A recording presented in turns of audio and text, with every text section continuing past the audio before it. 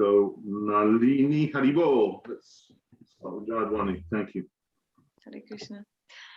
Jai Shri Guru Gaur Gandharvika Giridhari Shri Radha Vinod Bihari Ju Ki Jai. Nitya Leela Vishnu Snupada Sutra Sata Shri Srimad Bhaktivedanta Shri Narayan Gosai Maharaj Ki Jai. Nitya Leela Vishnu Snupada Sutra Sata Shri Srimad Bhaktivedanta Swami Maharaj Ki Jai. Nitya Leela Vishnu Snupada Sutra Sata Shri Srimad Bhakti Pragyan Keshav Gosai Maharaj Ki Jai. Nitya Leela Vishnu Snupada Sutra Sata Shri Srimad Bhakti Pramod Puri Gosai Maharaj Ki Jai. Nitya Leela Vishnu Snupada Sutra Sata Shri Srimad Bhakti Vaibhav Puri Gosai Maharaj Ki Jai. Nitya Leela Vishnu Snupada Sutra Sata Shri Srimad Bhakti Rakshak Sridhar Maharaj Ki Jai. Nitya Leela Vishnu Snupada Sutra Sata Shri Srimad Bhakti Vedanta Gaur Govinda Swami Maharaj Ki Jai. Nitya Leela Vishnu Snupada Sutra Sata Shri Srimad Bhakti Siddhanta Saraswati Goswami Thakur Prabhupada Ki Jai. Srila Bhaktivinoda Thakur Ki Jai. Srila Gaur Kishore Das Babaji Maharaj Ki Jai. Srila Jagannath Das Babaji Maharaj Ki Jai. Shri Ram Shivna Shamananda Prabhupada Ki Jai. Srila Krishna Das Kaviraj Goswami Ki Jai. Shri Vishwanath Chakravarti Thakur Pad Ki Jai. Shri Rup Sanatan Bhattravanath Shri Jiva Gopal Bhattadasagunath Sargoswami Ki Jai. Prem Se Shri Krishna Chaitanya Prabhu Nityananda Shri Advaita Gadadhar Shivasari Gaura Bhaktivinoda Ki Jai. Shri Antavrit Mayapur Shivantavrit Koladvit Janavit Modad Rumadvit Rudot Mavaka Shri Navadip Dham Ki Jai. Vrindavan Dham Ki Jai. Shri Shamakund Radhakund Yamuna Ganga Tulsi Bhakti Devi Ki Jai. Shri Giriraj Govardhan Maharaj Ji Ki Jai. Charu Sampradaya Ki Jai. Ananta Koti Vaishnavinda Ki Jai. Samagata Bhakta Vrinda Ki Jai. Shri Go Premanandi Hari Hari Bo. So today I'm going to sing page 371. Jai Mor Mukuta Pitambaradari. Glory to he who wears a peacock feather crown and sash of yellow silk. He holds a Murali flute and lifts Govardhan hill. Glory to Radha's consort who frolics in the forest groves. He holds a Murali flute and lifts Govardhan hill. Glory to the son of Yashoda, the all-attractive one, the slayer of Muda. He holds a Murali flute and lifts Govardhan hill. Glory to the beloved of the gopis, the player of the Vamsi flute. He holds a Murali flute and lifts Govardhan hill. Jai. Jaya Mora Mukuta Pe Tamharadhari. Jaya Mora Mukuta Pe Tamharadhari. Murali Dhara Govara Dhanadhari. Murali Dhara Govara Dhanadhari. Jai Mor Mukuta Pitambaradhari. Jaya Mora Mukuta Pitambaradhari. Jaya Radha Vara Kunja Bihari. Jaya Radha Vara Kunja Bihari. Murali Dhara Govara Dhanadhari. Murali Dhara Govara Dhanadhari. Jaya Mora Mukuta Pitambaradhari. Jaya Mora Mukuta Pitambaradhari. Jaya Yashodanandana Krishna Murari. Jaya Yashodanandana Krishna Murari. Murali Dhara Govara Dhanadhari. Murali Dhara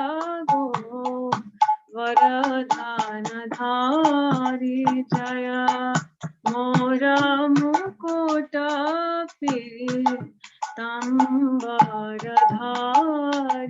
जय मोरा मुकुट पीताम्बरधारी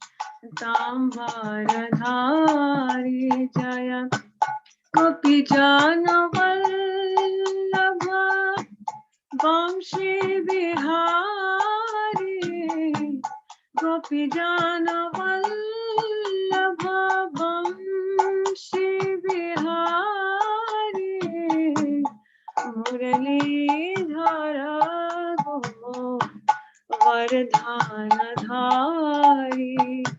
मुरलीधर गोवर्धनधारी जय मोरा मुकुट पीताम्बरधारी जय मोरा मुकुट पीताम्बरधारी मुरलीधर गोवर्धनधारी मुरलीधर गोवर्धनधारी मुरलीधर गोवर्धनधारी मुरलीधर गोवर्धनधारी मोरा मुकुट पीताम्बरधारी जय मोरा मुकुट पीताम्बरधारी हरे कृष्णा कृष्णा कृष्णा हरे हरे हरे राम राम राम हरे हरे हरे कृष्णा कृष्णा कृष्णा हरे हरे हरे राम राम हरे हरे हरे कृष्णा कृष्णा कृष्णा हरे हरे हरे राम राम हरे हरे हरे कृष्णा कृष्णा कृष्णा हरे हरे हरे राम राम हरे हरे हरे कृष्णा कृष्णा कृष्णा हरे हरे हरे राम राम हरे हरे हरे कृष्णा कृष्णा कृष्णा हरे हरे हरे राम राम हरे हरे हरे कृष्णा कृष्णा कृष्णा हरे हरे हरे राम राम हरे हरे जय यशोदानंदन जय यशोदानंदन जय यशोदानंदन जय गिरिराज जय गोवर्धन गिरिराज जय गोवर्धन जय गिरिराज जय गोवर्धन गिरिराज जय गोवर्धन जय गिरिराज जय गोवर्धन गिरिराज जय गोवर्धन जय गुरुदेवा गुरुदेवा जय गुरुदेवा जय गुरुदेवा जय गुरुदेवा निताय गौर हरि बोल हरि बोल निताय गौर हरि बोल निताय गौर हरि बोल हरि बोल निताय गौर हरि बोल गौ प्रेमानंदे Hari Hari Oh, Bol. Premanandi. Thank you, Nalini. Thank you, Didi. Haribo. Thank you Hari Bol. Vanchakalpa Trubhischa, Kripasindu Evacha, Patitanam Bhavanabhyo, Vaishnavabhyo Namo Namaha. Om Gyan Tirumandasya, Gyanjana Salakaya, Chakshur Militamina, Tashma Ishi Gurve Namaha. Shinadapi Sunichina Tarorapi Sahishnuna Amanina Manadena Kitni Sadahari Taktena Kampam Susamik Shamano Bunjne Vitma Kritam Vipakam Hit Vatvapudevi Vidan Namaste Jivtayo Muktisa Da Dayabak Vachavegam Shakrodavegam Jivegam Udodapastavegam Etam Vegam Yovisaheta Dira Savamapimam Pridvim Sasasyat Anya Balasta Sunyam Gyan Kambianivritam Anukalenya Krishna Shilam Bhakti Uttama Jai Shri Krishna Chaitanya Prabhu Nityananda Shidveda Grata Shivasti Gaura Bhakta Vrinda Hare Krishna Krishna Krishna Hare Hare Hare Ram Ram Ram Hare Hare. I offer my Chastanga Dandavats to my beloved Gurudev Srila Bhaktivedanta Narada Goswami Maharaj, to Srila C. Bhaktivedanta Swami Prabhupada, to our entire parampara, to our illustrious Rupanuga line, to Srila Raghunath Das Goswami, to Srila Rupa Goswami, Lord Nityananda Prabhu, Lord Chaitanya Mahaprabhu, and to Shri Radha and Krishna. I offer my Shristanga Danda pranams to all of the assembled devotees on Zoom and YouTube, Facebook, and in future recordings. Hari Bol. Good morning, good afternoon, good evening. It is now day 25. So we've only got Saturday, Sunday, Monday, Tuesday, Wednesday. We've got 5 days, including today. Is that right, Marsh? No, 6 days, 6 including days. today. 6 days. Yes. So the start of the start of the 5-day celebration starts tomorrow. Yes. We got a beautiful rendition coming from our beloveds Shripad Bhaktivedanta Nemi Maharaj and Shripad Bhaktivedanta Tridandi Maharaj. We'll be going today, we'll be giving you, as usual, from our dearmost Janardhan Prabhu, a lovely video that sets the scene. And then we'll have a bit of map time with Maharaj.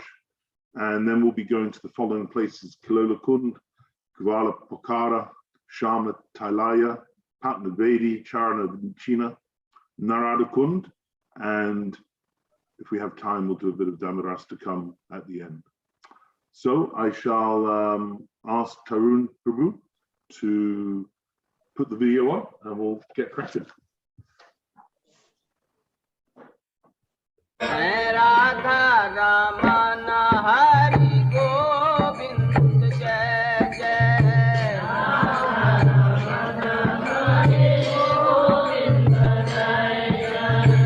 Govind Jai Jai Gopal Jai Jai Govind Jai Jai Gopal Jai Jai Govind Jai Jai Gopal Jai Jai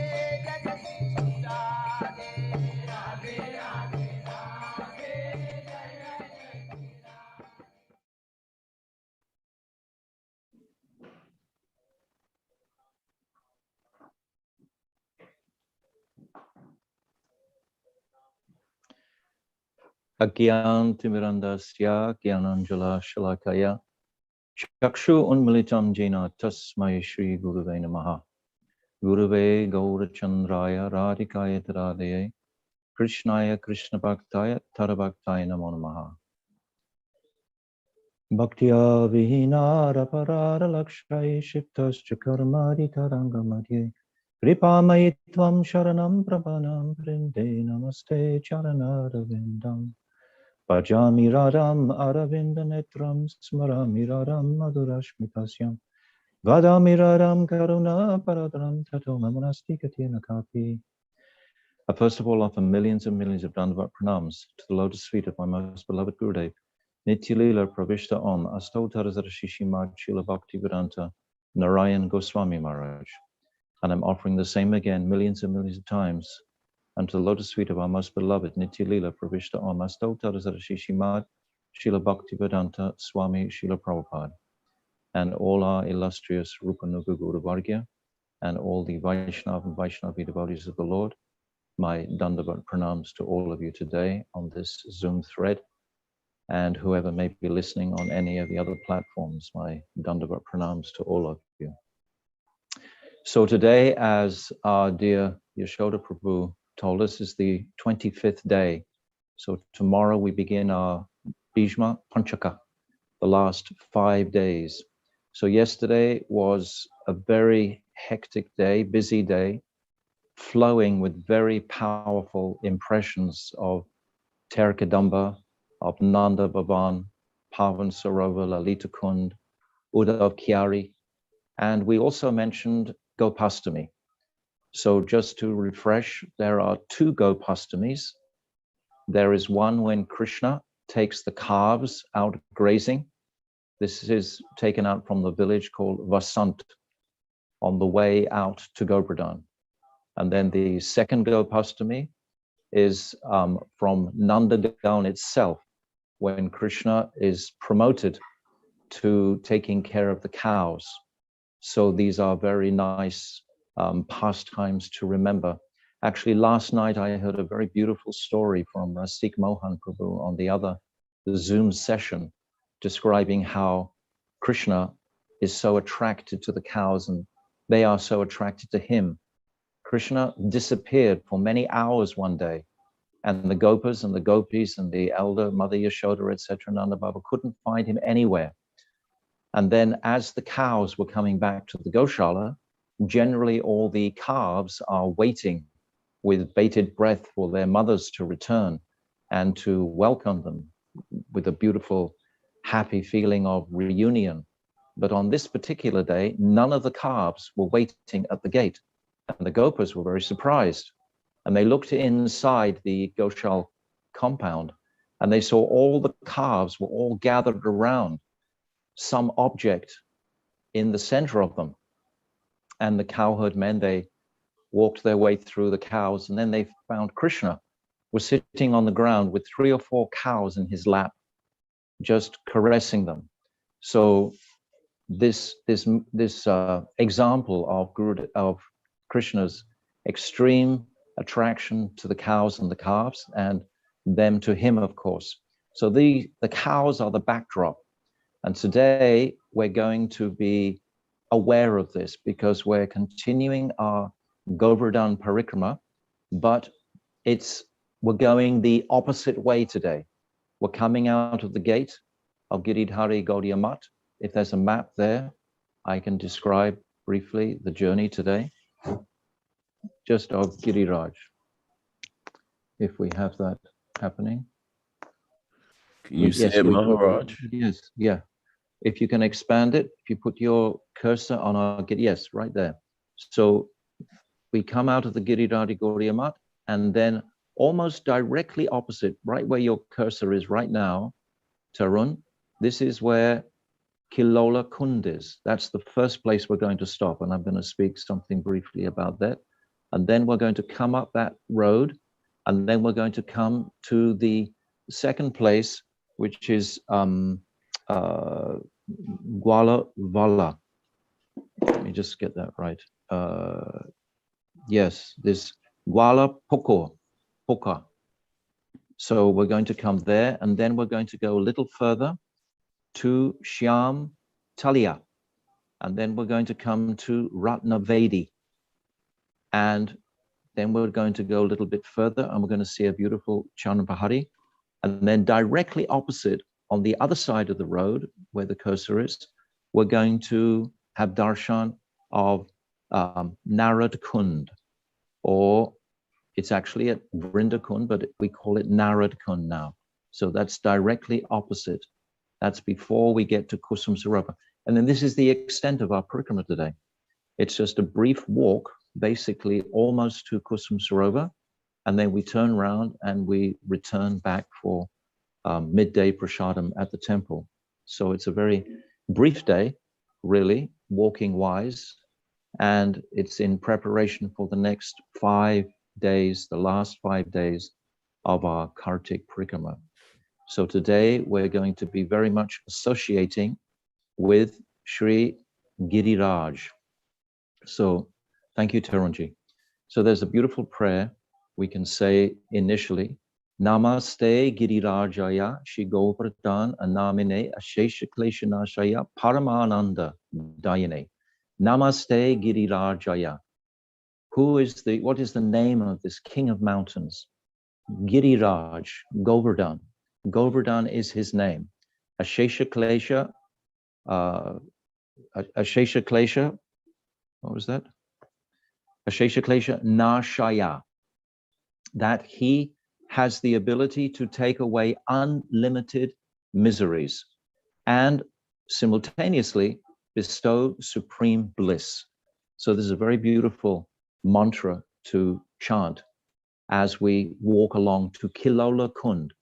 We're today meditating on the sweetness and speciality of Giriraj. Giriraj, there are unlimited, practically, kunds and lakes surrounding Govardhan. Today, perhaps only 100 or so are left that we recognize, but previously there were so many. And Giriraj previously, of course, in Krishna's time, was practically 2 miles high.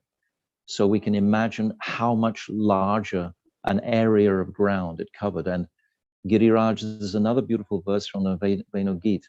Hantarya Madhira Bala Haridasavariya Yadarama Krishna Charna Sparsha Pramoda Manum Tanoti Saho Goganayastas Paniyas Suryavas Kandare Kandare Mulai. And this is saying how this Giriraj is the Haridasavarya.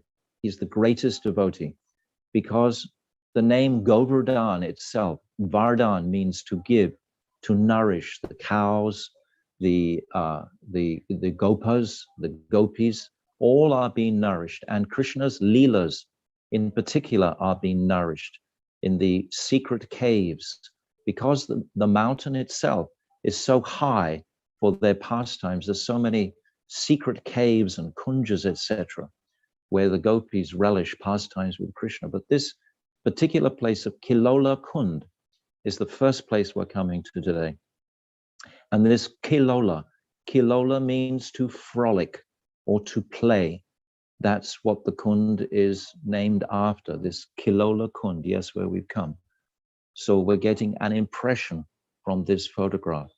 So Killola-kunda is where Krishna would come with the sakas and play and frolic in this kund, with all his lakhs of cows, of course, would also be accompanying Krishna, and the cows would be getting nourishment from the soft grasses and the crystalline waters of Giri Govardhan. So this is the munificence of Govardhan that we are appreciating. But in this particular kund, there are so many sweet pastimes with the sakas. The sakas, it's described, for example, Subal. Subal would never let go of the hand of Krishna, even in his dreams. He always had tightly the hand of Krishna, Subal. And in Gaura Lila, this is Gauridas Pandit. So it's interesting to make the connections each time. And Sridham, it's described that he would pray to the moon to quickly finish your orbit. So again, I can be with Krishna in the grazing grounds. So the sakas, they had such affection for Krishna. And Subal, Saka, Stoka Krishna, Arjun, Vasudam, Sudam, so many Sakas, thousands of Sakas. When these young cowherd boys in their Balya Lila age, when they were being dressed by their mothers, they would insist that their mothers dress them quickly because Krishna was dying to see them. They had this appreciation of Krishna's love for them. Of course, they had so much affection for Krishna, but they also were prominently aware of Krishna's deep affection for them. And there are so many pastimes that demonstrate this in the Kalya-naga pastime, for example, when Krishna embraced each boy personally for some time to revive their consciousnesses. In all the, like we had the other day, the pastime of Vyoma-sura, when Krishna, he crashed the rock that is sealing the cave where Vyoma placed all the cowherd boys, and the reunion that he had with them at that time. And when Krishna demonstrates his prowess out in the field, killing Bakasura or Agasura, or when Balaram kills Pralambasura, etc. So all these incredibly beautiful, heart-rendering pastimes between Krishna and the Sakas, but still, Krishna is anxious to be with the gopis. So the gopis also come here and play and frolic with Krishna at different times.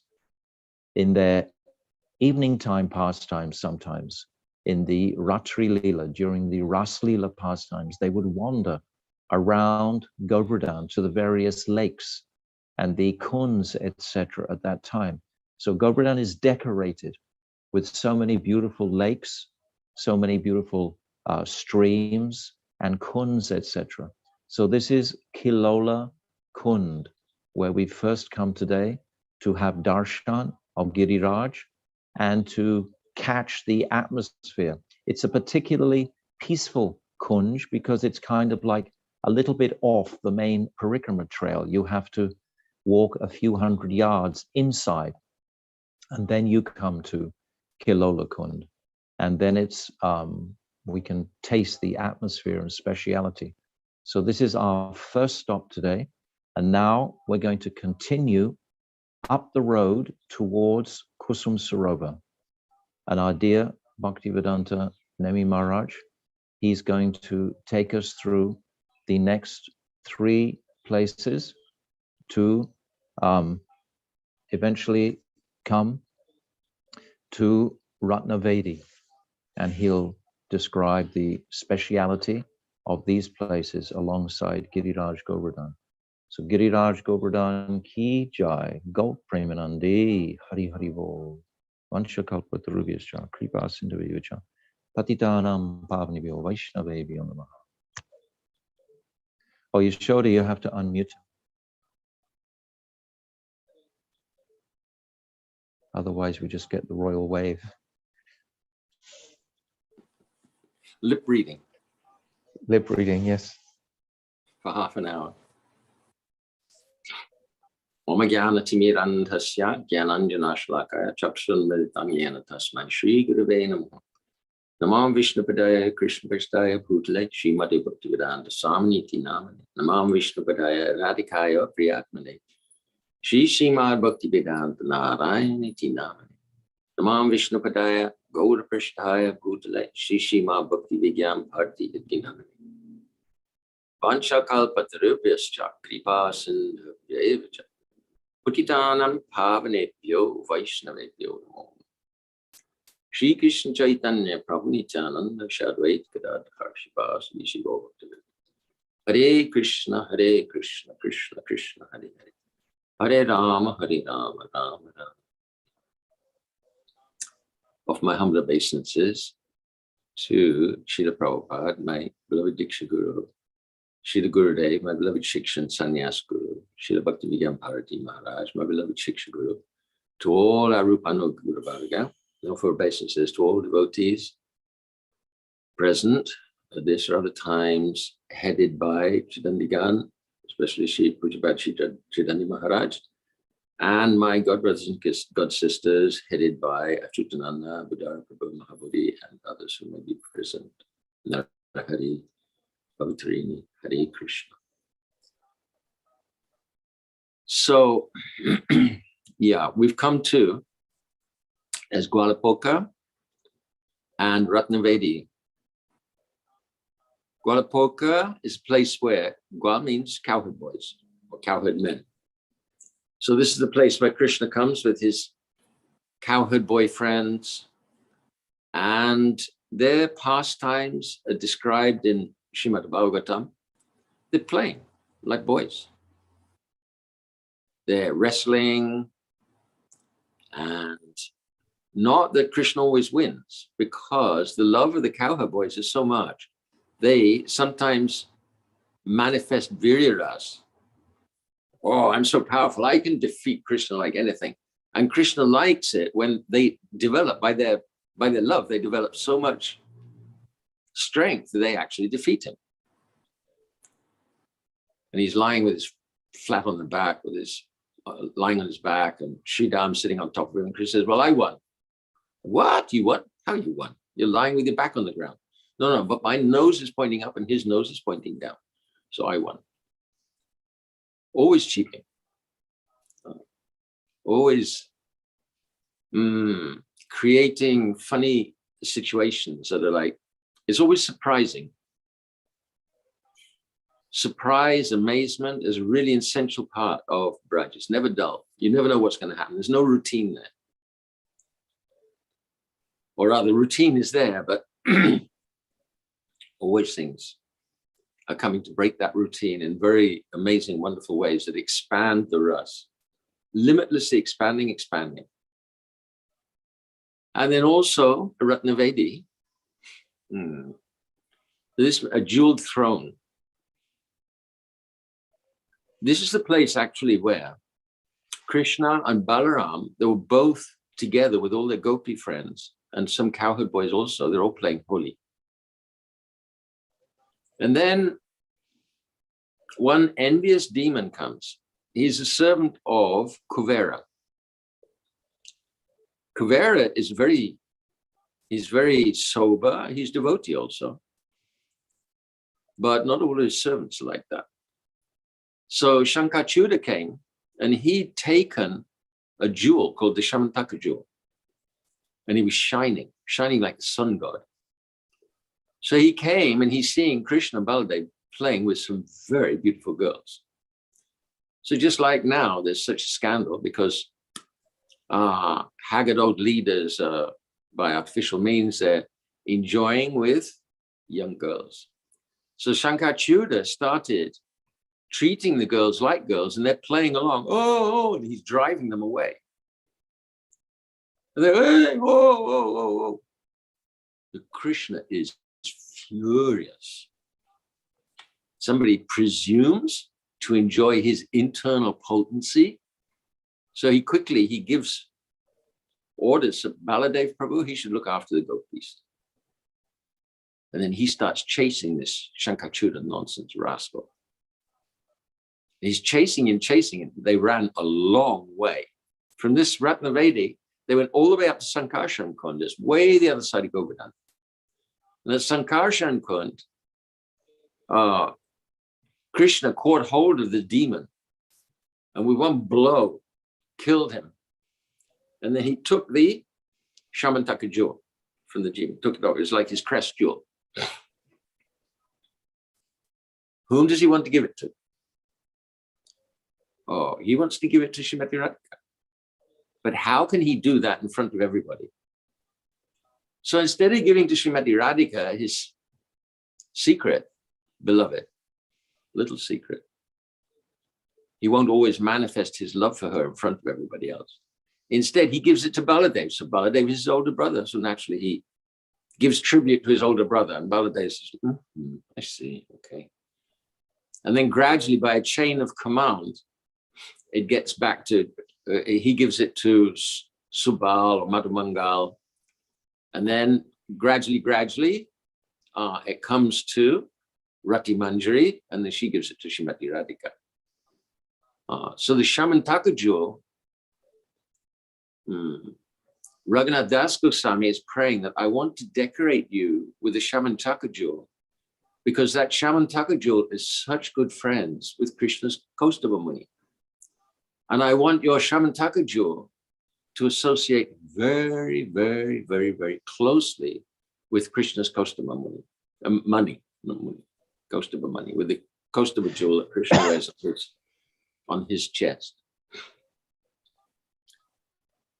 So this is one pastime associated with this place. No, Ratna-vedi means, so there's a, very faded now, but there's a beautiful picture of Radha and Krishna sitting together on a jeweled throne. So how did they come to sit on a jeweled throne? Pujabha Ban Maharaj related a pastime from somewhere in the Puranas.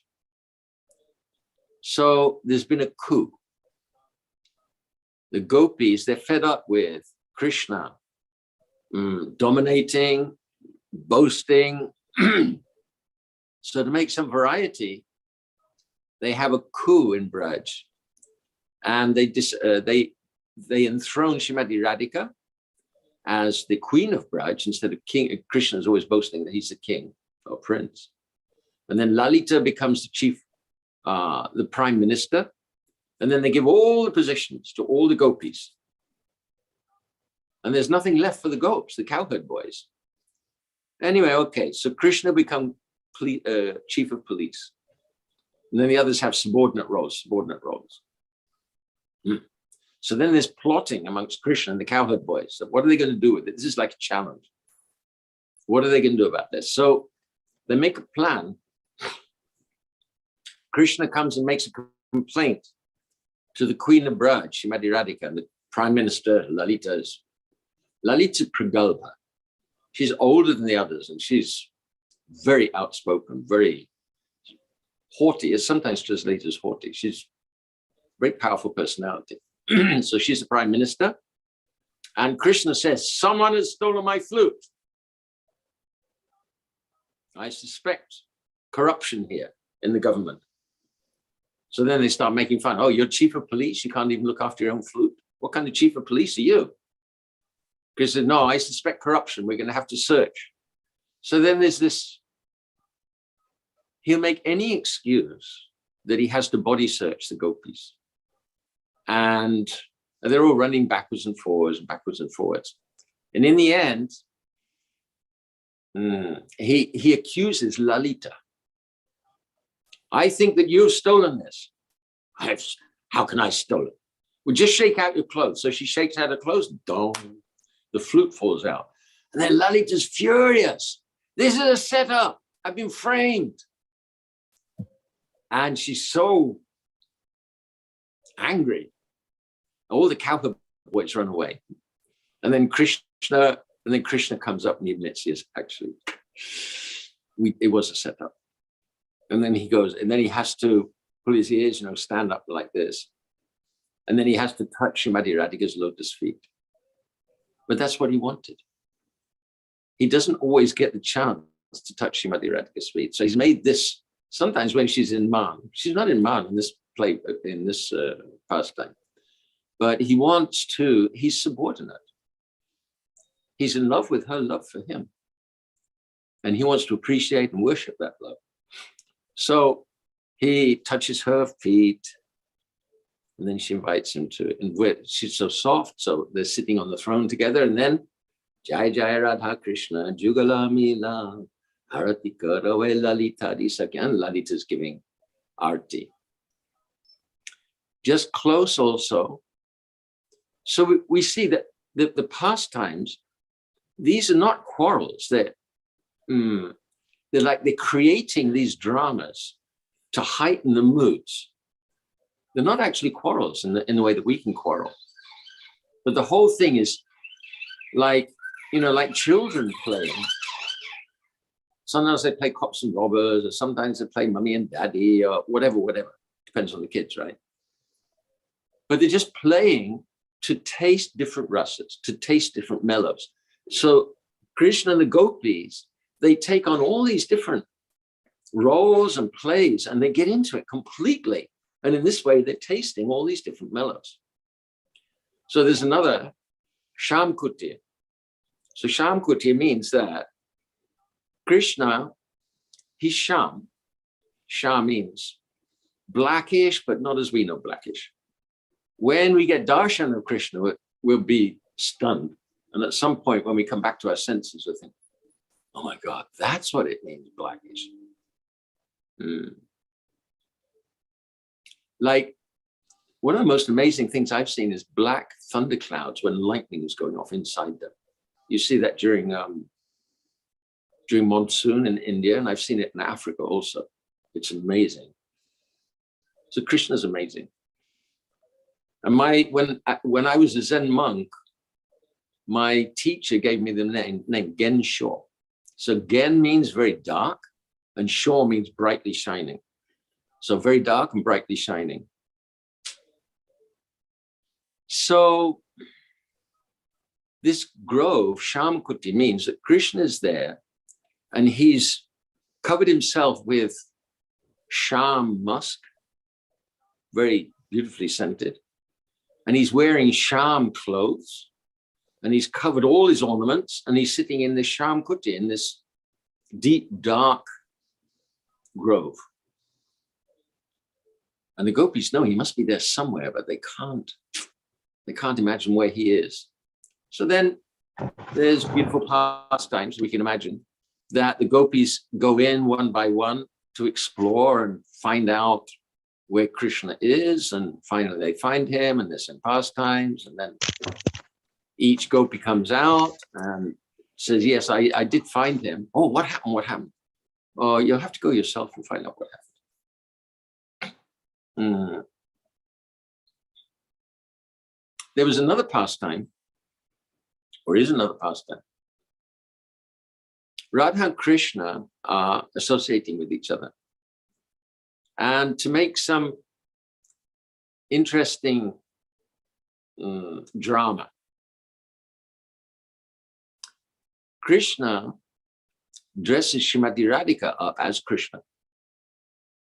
She's got clothes like Krishna, peacock feather like Krishna,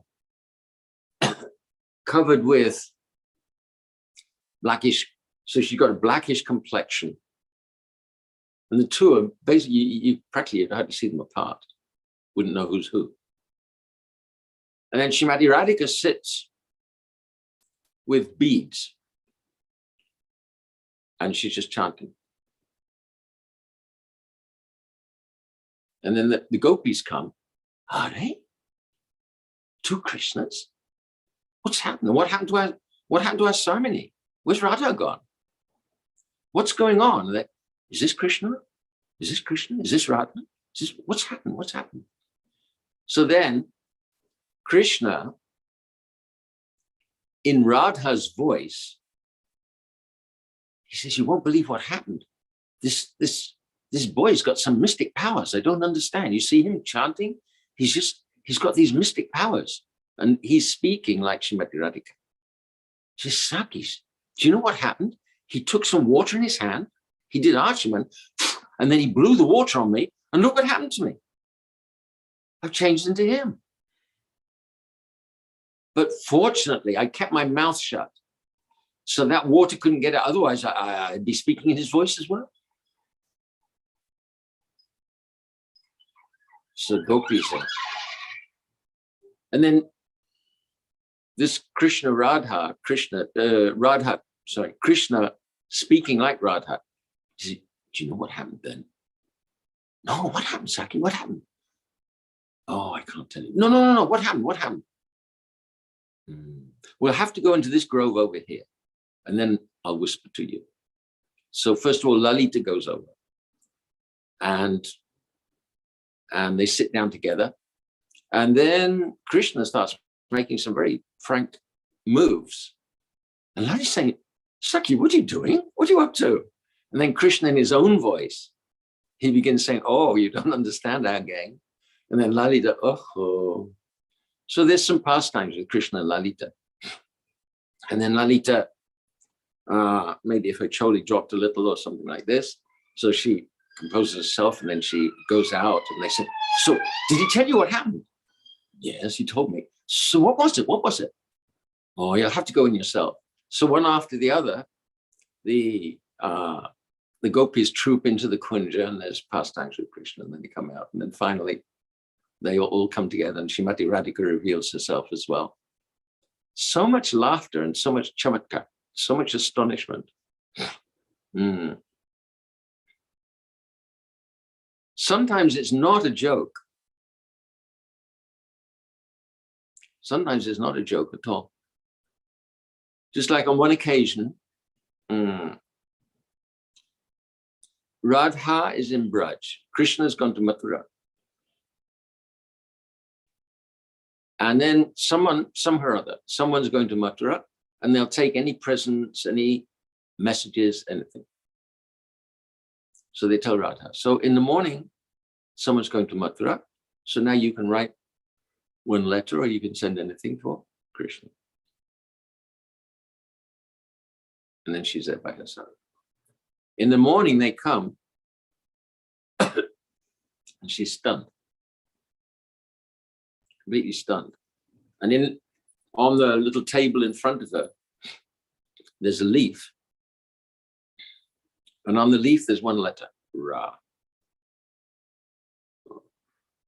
So Srimati Radhika, when she's hearing, oh, Krishna's in Mathura, and then she's meditating so much on Krishna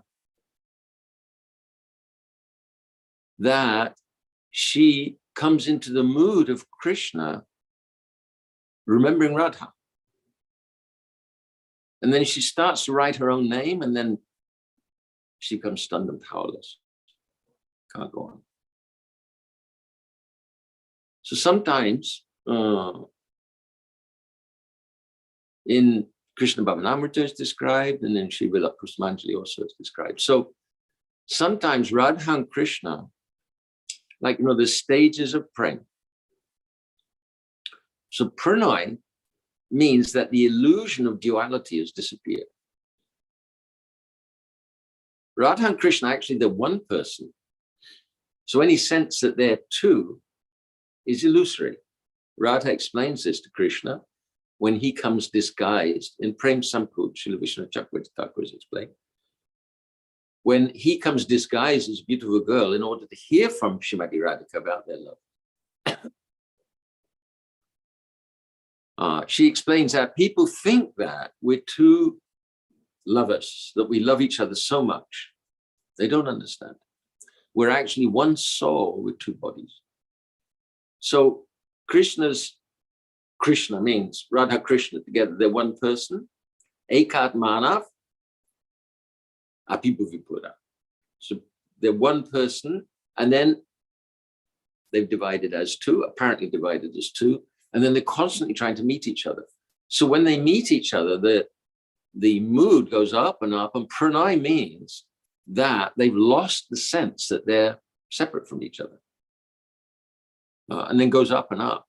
So in that heightened stage, there can be illusion where Krishna's thinking that he's Radha, and Radha's thinking that she's Krishna. And they get complete role reversal. So they can have pastimes when the Sakis, they see that they're in this state, they know that they're in this state, and they help them dress each other. So Krishna and the Sakis are dressing Srimati Radhika as Krishna. And they're dressing Krishna as Radha. And then the gopis, headed by Krishna in the mood of Radha, they go off. And then Radha, in the mood of Krishna, she plays the flute. Oh, she plays very nicely. Krishna's Kalaniti is the ocean of arts. And Srimati Radhika is Kalavati, that she is perfectly artful. She's perfect in all the arts. Srila Gurudev gives the example that if you go to a music shop, so the owner, he can toot on the flute, and he can on the harmonium, and on the sarangi. He doesn't actually really know how to play any of them. So Krishna's like this. But Srimati Radhika, she's a musician. She's totally perfect in all the arts. So Srimati Radhika is playing on the flute, And then the gopis, headed by Krishna, they reenact the whole pastime where Krishna called the gopis before the rasa dance. And then the gopis, headed by Krishna in the mood of Radha, come to Radha in the mood of Krishna. And then Radha is saying, oh, why have you come? She's completely in the mood of Krishna. Why have you come? Reenacting that whole mood where she's teasing, where he's teasing the gopis. And then the gopis, and Krishna is actually tasting the mood of rejection, apparently rejection. Krishna is tasting what it's like to be a gopi rejected by Krishna. So these very, very deep moods. Srila Gurudev's giving, he's giving commentary on Villa-Kusmancha, and after this he says, well, they're going deeper and deeper, we can't follow. It means you can't follow, I can't take you any further. So these beautiful, amazing pastimes, like I said yesterday, Prem Sarovar, it's actually, this parikrama is an initiation into mood. Before I was with our Gurudev, previously I'd been with another group, and it was like, tourist. This is this place, and this is what happened there. And now this place, this is what happened there. And this is this place, and this is what happened there. Okay. But Srila Gurudev initiated this into the moods of all the places, initiated this into the process of performing parikrama and taking shelter of the moods, taking shelter of the personalities. And in this way, deepening our attraction to the moods of service of the Brajvasis, of Krishna's very, very, very, very dear associates in all different rasas, associates in Braj, specifically in Braj, because all of those moods are perfectly displayed there. Krishna has 4 Madhuri in Braj, nowhere else. His flute, nobody else plays flute like Krishna plays flute. Vishnu doesn't play flute. And his beauty is so astounding. Even Mahavishnu, he arranged this huge spectacle when Krishna was in Dwarka, arranged this huge spectacle where Arjun, he almost entered into fire, and then Krishna went on the chariot. They went even through the envelopes of the universe to find the dead children of one Brahmana there. Mahavishnu said, yes, I stole them. I wanted to see you. But Krishna has never made huge arrangements to see Mahavishnu. And then the love of his devotees. Nowhere can anyone equal the maternal love of Mother Yashoda. And nowhere else can we find the sportive friendship of the cowherd boys. Subal, Sridham, Madhumangal, no one. And nowhere in the universe can we find the total abandonment in loving service that the gopis have. And because of that love, because of the Krishna's beauty, and because of the flute, so then there's pastimes, that's the 4th, Leela Madhuri. So the pastimes in Braj, they are unsurpassed. They're unsurpassed. There's nothing like it anywhere. And Braj itself is that amazing place that all these pastimes are remembered. Basically, there's only one place where Krishna performed all these different pastimes. It's authentic from 5,000 years back. There's nothing like it anywhere else in the world.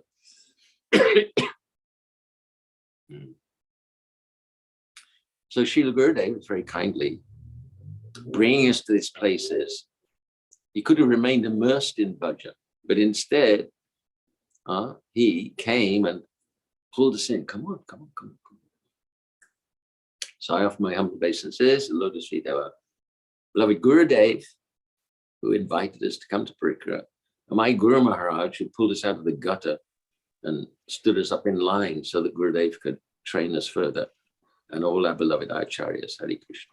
Vanchakalpatarubhya Shakti Vasan Puridanam Pavanebhyo Vaishnavebhyo Namo Good morning, Maharaji. Thank you. That last statement you made really impacted me because while I could sort of mentally keep up with what you were saying, from a heart point of view, I was kind of in awe of these pastimes. This level of intimacy, even being able to hear such guitar, is kind of yeah, it's amazing actually that we even have the chance to hear such guitar. But what you said at the end was really impactful about Srila Gurudev. So he has the choice of either being in bhajan, absorbed in these moods without any other obligations to tend to, and he chose to distribute the mercy to us. That's quite an extraordinary thing to behold, actually. My Prabhupada also. Yeah. He's praying to Krishna. Look, I know. Krishna's asking you, come back to Braj, play with me. He said, look, I promised my Guru Maharaj. Yeah. So you better help me. Otherwise, Radha's not going to be pleased with you. Yeah. Right. Radha's group, they can demand, like, they said that Chandravali's group, they can make requests. And Krishna may fulfill the request or he may not. But if Radha's group demands something, oh, he's got to. So Prabhupada there, he's in that mood. He's demanding. Krishna, you better listen to what I say. If you want your auspiciousness, you have to get Radha's blessings. And she sent me, her beloved servant has sent me to spread the Sankirtan movement. So you give your mercy. Just one quite humdrum question. I had location known as Syama-talaiya, and you called it Syam-kutir. Does it have two names? There's two. There's that name. Syam-kutir is there in the Vraja-mandala Parikrama book. So kutir means a dark kund, right? It doesn't have to be dark. Kutir, like bhajan kutir. Not bhajan kutirs don't have to be dark. Oh, If you're performing bhajan in a cave, yeah, it'll be dark. Right. And what's the word talaiya got to do with it? Have you got any understanding of that word? I don't know. I'll defer to our Panditji for that. He knows everything. I think that's you, Chaitanya Maharaj. Yes. He's looking a bit bashful. He's looking a bit like, I'm not sure he's talking about. No, he's hiding his brilliant. He doesn't like to admit, he doesn't always like to admit that he actually knows everything about all these pastime places. No, he doesn't. He might know the externals, Maharaj, but not the internals like you've just presented. You know, what you've just presented was astonishing. Astonishing where you've just taken us to. I'm really grateful for that. Deeply grateful. Hare Krishna. No, I have no idea what talaiya means. So we're going to finish up with you, Maharaj, on Narada Kund, right? Narada Kund, yes. Wonderful. Okay. Over to you. Beautiful. It's so beautiful, deity of Narada Kund. Yes. Naradiya. Naradiya Gopi, yes. Hare Krishna. Srila Gurudev ki jai, Srila Prabhupada ki jai, Vaishnavas ki jai, Pujapad Nemi Maharaj ki jai. What beautiful, sweet, nectarine Harikatha you just wrote, you just pulled us in completely into this river of prem, basically, which is flowing, of course, all around Giriraj. Giriraj is swimming in an ocean of prem. And the gopis and the gopas and the cows and all are relishing that sweetness and speciality. So there's a myriad of different exceptional pastimes here. But now we've just crossed over the road from where we've just been these three previous places, and we've come to Narada Kund. So there's a sweet pastime here where Narad, he's hearing of the specialities of the gopis' prem, just like the Nemi Maharaj has just been describing, the specialities of the nuances between Radha and Krishna and the gopis, astonishing barbs and moods. So Narad, he's hearing these glories from Vrindadevi, and Vrindadevi directs him, well, if you want to actually absorb yourself fully in these pastimes, then you have to take birth as a gopi. So Narad, he comes to this place at Narada-kunda and he performs austerities for a long time, it's described, with the sole intention of taking the form of a gopi so that he can associate with the other gopis and catch these moods that the gopis have in their affection and attraction and reciprocation with Krishna. So after many, many years, it's described, of tapasya, Narad, he's received the Gopal Mantra from Lord Brahma. So on the strength of the Gopal Mantra, he's performing his tapasya. And after a long time, then Purnamasi, she manifests, she comes. She's the, as we heard the other day, she's like the Mahant of all Braj. Yogamaya is two personalities, one tattva, two personalities, Purnamasi and Vrindadevi. Vrindadevi in a young body is able to consort with Krishna and the gopis in very intimate circumstances. And Purnamasi, she's like managing everything to make the pastimes happen, to make sure that everything is in order and that they're going to flow smoothly and nicely. So she's the one who's, all of the Brijbasis interact with Purnamasi, but they don't interact with Vrindadevi. Practically nobody sees Vrindadevi except the gopis and Krishna. Vrindadevi and all her Varnas. Her Varnas are like, we would call them fairies in the West, like her spirit goddesses of the forest. And she has millions of these. And she's a goddess of the forest herself. So she's not prominently visible to the Brijbasis, but Purnamasi Devi is. And it's Purnamasi who comes to see Narad. So who is Narad? Where he's coming from? He's coming from with originally a Vaikuntha Bhav. And yet he's permitted to come into Vrindavan. We know he has the meeting with Krishna just before Akrura arrives on his chariot. And he's meeting with Krishna in a lonely place, and he's relating to Krishna all the future things that are going to come to pass, that he's going to have to perform all these various activities to relieve the burden of the earth, which is the principal reason why he's come. Because when Krishna is immersed in the Vrindavan pastimes, as we've just heard described, he's totally immersed in the pranaya, in the sweetness, the speciality, the rag, the anurag, the specialities of prem between the gopis and, of course, the prem between the sakas and the cows themselves. It's called prem anlavita, this prem which is flowing, which is controlling all of Braj. So Krishna is absorbed in this. So how can Narad actually enter this conversation? By Krishna's mercy. Krishna is always deferential, we can say, towards Narad, because Narad is the greatest devotee manifesting from Lord Brahma himself. So Narad is very supportive of all of Krishna's pastimes outside of Braj.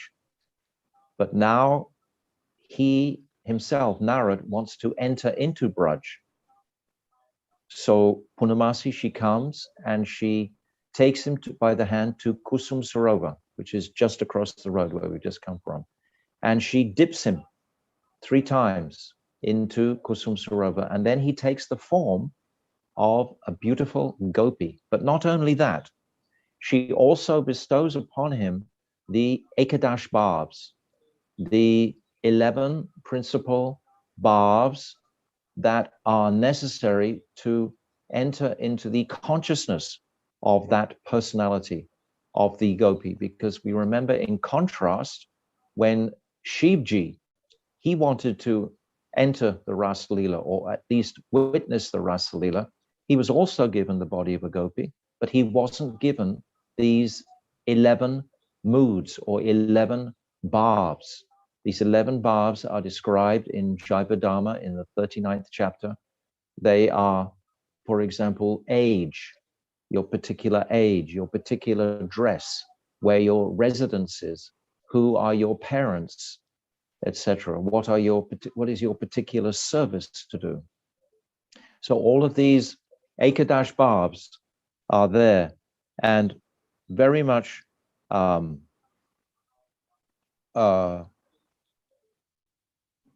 gopi must become immersed in the personality with all this understanding of her identity. So Narad, he receives this, the whole package, so to speak, and then he performs, he comes back to this Narada Kund. And when we're in this place of Narada Kund, we see the beautiful Kund itself. And now, just recently, they put a very, very beautiful deity of Naradiya Gopi. Naradiya Gopi is there that we can honor and worship. And that Naradiya Gopi is worshiping Sri Krishna. She's a Sakhi. She's not a Manjari. It's not described that she's a Manjari. So this is interesting for us to consider, because I have a question for you all. You can consider that Madhu Mangal is also described as one of the swarups of Narad Rishi, Narad Muni, just as Srivas Thakur is one of the swarups of Narad Muni. So now we have a fourth swarup. We have Naradiya Gopi, Madhu Mangal, Srivas Thakur, and Narad himself. So this is 4 swarups. I don't know of any other personality that's described as having 4 swarups. The distinction between these swarups is really prominent in the Hira Panchami festival in Puri, when Srivas Thakur is there and he's questioning, he's supporting Lakshmi Devi, Vimala Devi. She comes to retrieve Krishna from Vrindavan, from the Gundicha. And at that time, Srivas Thakur, he's supporting the opulence of Lakshmi Devi. And then Swarup Damodar, who is none other than Lalita Devi in Krishna's pastime, she comes in with all of the opulences of Vrindavan to counteract Srivas Thakur's support of Aishwarya mood. And by the influence of Swarup Damodar, then the identity, it's described by Krishna's Kaviraj, of Madhu Mangal starts to manifest within the heart of Srivas Thakur, rather than the mood of Narad. So this is very interesting, because Bhaktivedanta Nemi Maharaj, he was talking about mood. So how do we understand these moods about Naradiya Sakhi? How do we, or Gopi, how do we understand this mood of her in relationship to his other swarups? Is it that those other swarups are simply not in the consciousness when Narad becomes that personality? This would be my appreciation, just like we hear about Raghunath Das in the 3 stages of meditation, his Antardesh and Bahirdesh and Antarbahirdesh, these 3 stages. Antardesh, when he's fully immersed, and he doesn't even know a personality called Raghunath Das. He's fully immersed in the identity of Tulsi Manjari, serving Sri Radhika. He doesn't realize for a moment. And then there's an interim stage, which is called Antarbhaya, when he starts to come out of that mood. He's in his trance-like state, and he's worshipping Sri Radhika. He's just about to put a bracelet on her wrist, and all of a sudden she disappears, and the whole pastime disappears, and he's suddenly bereft on the banks of Radha Kund, and gradually he comes into the identity of Raghunath Das. So while he's in the mood of Tulsi Manjari, he has no recollection whatsoever of his previous identity. So I'm appreciating that Naradiya Gopi has no recollection of that Aishwarya Bhav that Narad Rishi so much carries. Narad Rishi has the ability to travel through all the different universes. And we hear so many pastimes of him in Srimad Bhagavatam. He has so many disciples, Dhruva Maharaj, Mrgarari the hunter, Prahlad Maharaj, so many personalities that he influences, but from his Aishwarya perspective, he influences them towards Krishna. But here, now he's become Naradiya Gopi. So how can the sadhaka appreciate this? Actually, in principle, what it's really emphasizing or bringing out, this pastime, is that even someone like Narad, just like someone like Lakshmi Devi, wants to witness, not even be part of the Rasa Leela. She just wants to witness the Rasa Leela. So she's come to Belvan and she wants to witness the Rasa Leela, but she's not even qualified to witness the Rasa Leela. So similarly, Narad, he's heard about the remarkable pastimes of Krishna in Vrindavan, and he so eagerly and enthusiastically, he wants to engage, not just witness. Narad wants to engage. So Narad performs this tapasya, it's extreme tapasya at Narada Kund with the Gopal mantra that he got from his father, Lord Brahma. And after that, then Purnamasi, she bestows this mercy upon him. She's directed, she's influenced, of course, by Sri Krishna. Yoga Maya is that potency coming from Sri Radhika. So this mercy is given to Narad so that he can now appreciate deeply, significantly, and interact with the gopis as a gopi herself and interact with Krishna himself. Narad will be not in the mood of a manjari. That's called Tad Bhav Ichimayi. She's in the mood of Sambhog Ichimayi. This is like the Parama Prishta Shakis and the Priya Sakis and the Sakis themselves, these 5 different types of Sakis. So Narad, he's in a mood of the gopi and he's relishing the pastimes in Braj. And his identity of Narad is not even within his consciousness. We can understand this again by appreciating Krishna himself. When Krishna himself is immersed in his pastimes in Braj, he's completely described as being Mugdata. He doesn't realize he's the Supreme Personality of Godhead. We're understanding and appreciating this very much by our reading of Damodarastakam. He's allowing himself to be bound by his mother. It's not that he's thinking, I am the Supreme Lord, how can you possibly bind me? And he's fearful of his mother. He's immersed. It's his desire to come under the control of his beloved devotees. So Krishna is in this mood and he completely forgets his Godhead. So similarly, just trying to appreciate that mood of Naradiya Gopi. Not that we're thinking, oh, Naradiya Gopi has gone from Narad to Naradiya, but the impression of Narad still remains with Naradiya Gopi. Wouldn't that be a complete contradiction? How would Naradiya Gopi be able to interact with the gopis if in the back of his mind he was thinking, but actually I'm Narad Rishi? No, so Yogamaya, she mystically arranges these coverings for the jiva. So Naradiya Gopi is a full, complete identity of and Narad Rishi is a full, complete identity. And Srivas Thakur is a full, complete identity. It's just like our beloved Gurudev. When he's a young child with his father in his village, doing various chores, we can say, going to school, doing all, he's not thinking, oh, I am a pure devotee. I have just come from the spiritual world. That's not what he's able to recollect.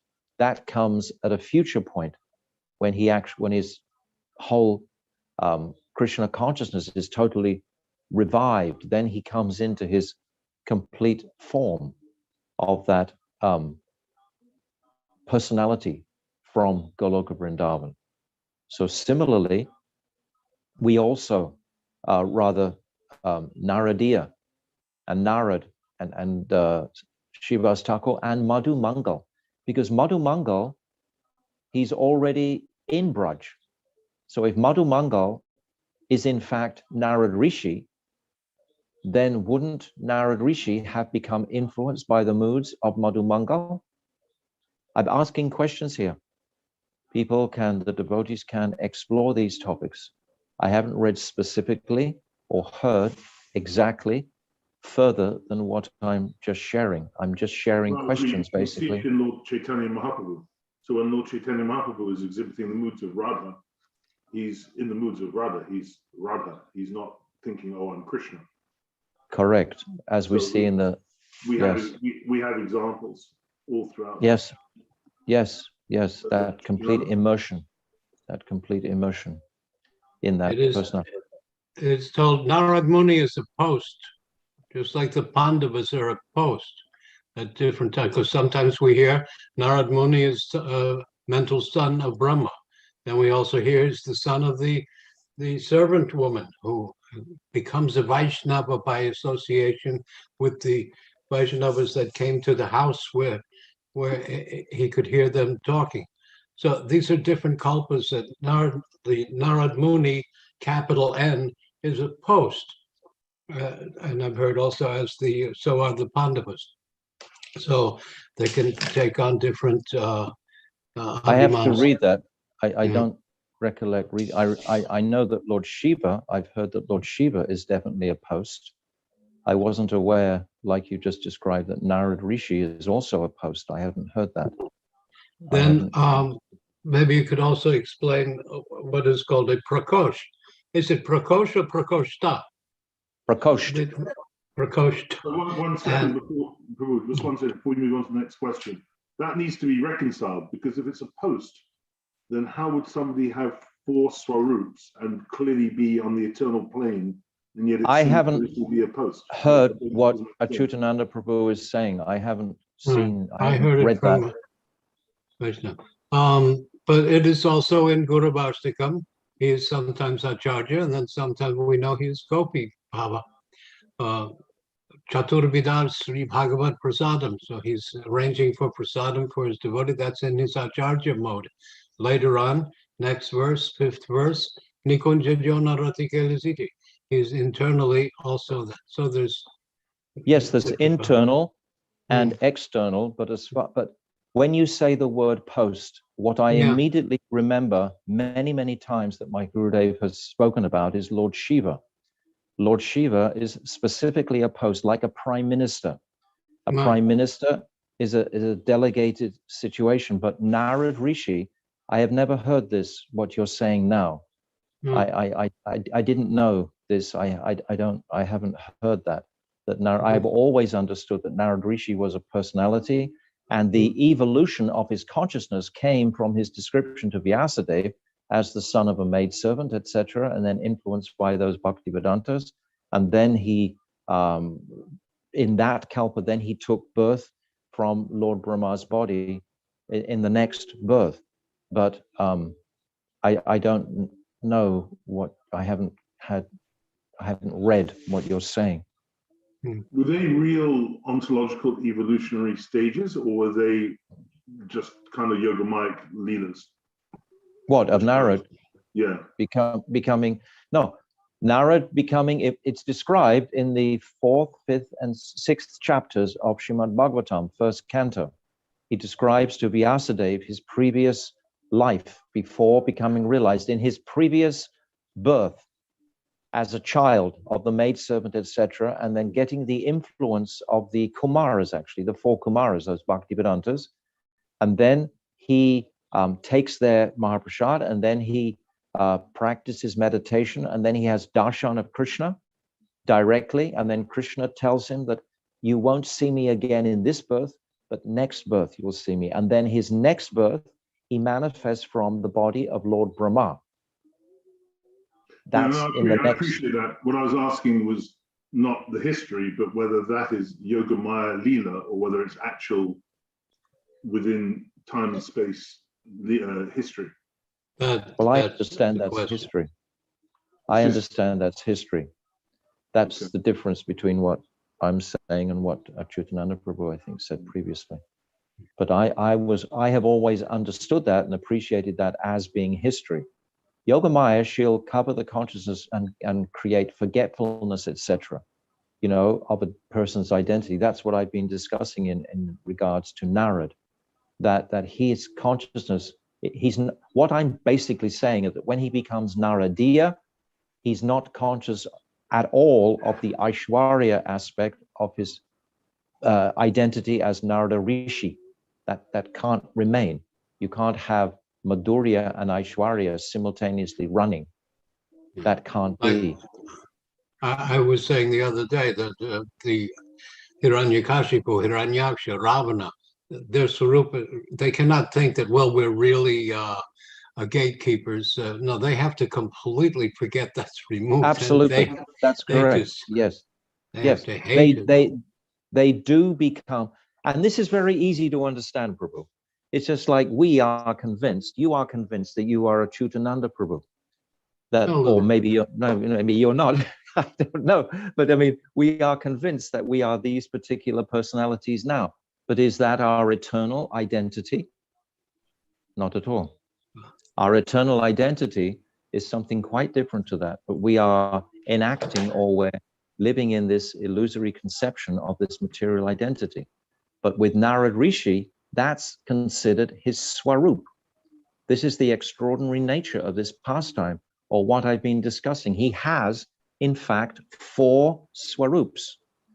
I don't know that there's any other personality that has. Okay, there's a principle it's called modalism, just as the High Court judge is Your Honor, but at home he's Daddy, and with his friends he's Bob, their friend, simultaneously. Yes.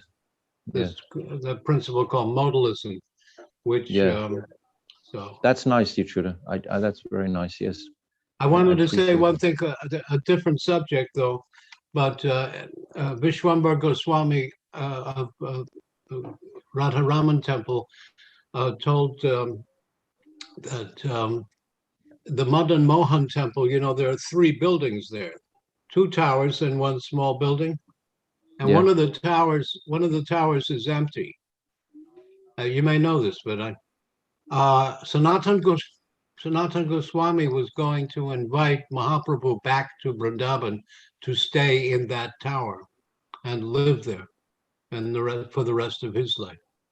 Very beautiful. I never knew that. If you go there, the ceiling is all full of bats, but yes.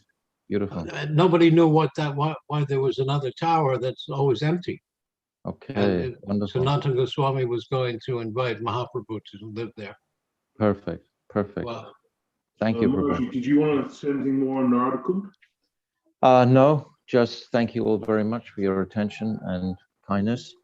So Narada Kund ki jai, Giriraj Govardhan ki jai, Parikrama for today ki jai, very short Parikrama, and all glories to the assembled devotees. Vanchakalpatarubhyascha, Kripa Sindhaveva Patitadam Pavanebhyo Vaishnavebhyo Namaha.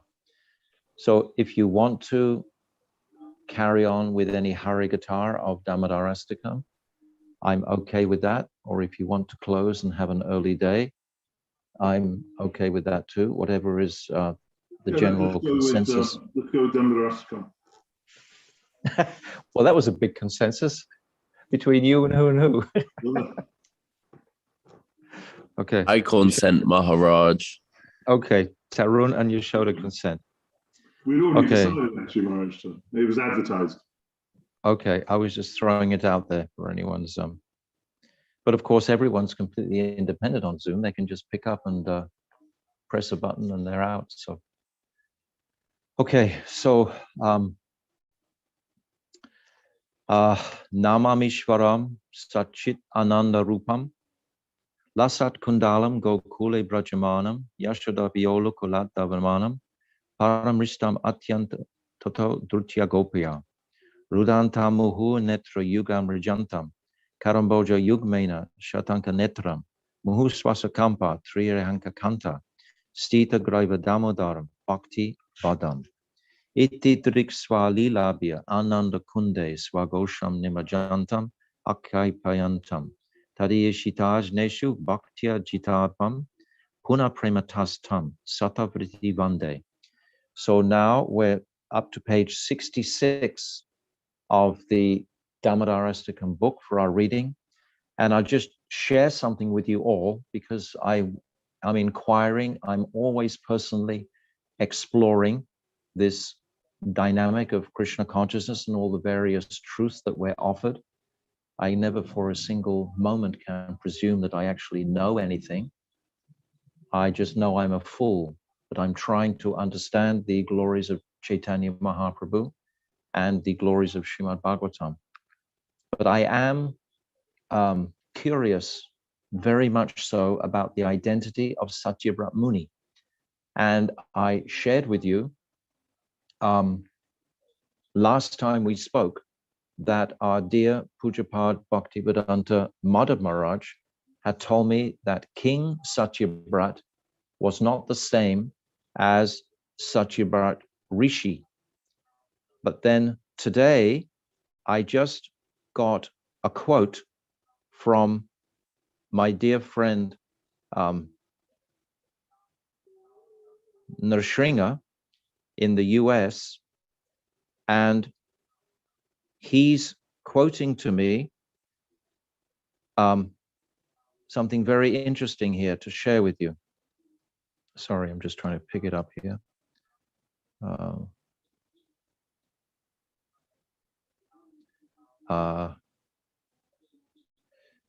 This is a quote from Beyond Vaikuntha, Going Beyond Vaikuntha, chapter 5, page 63. So this is just to keep everybody thinking.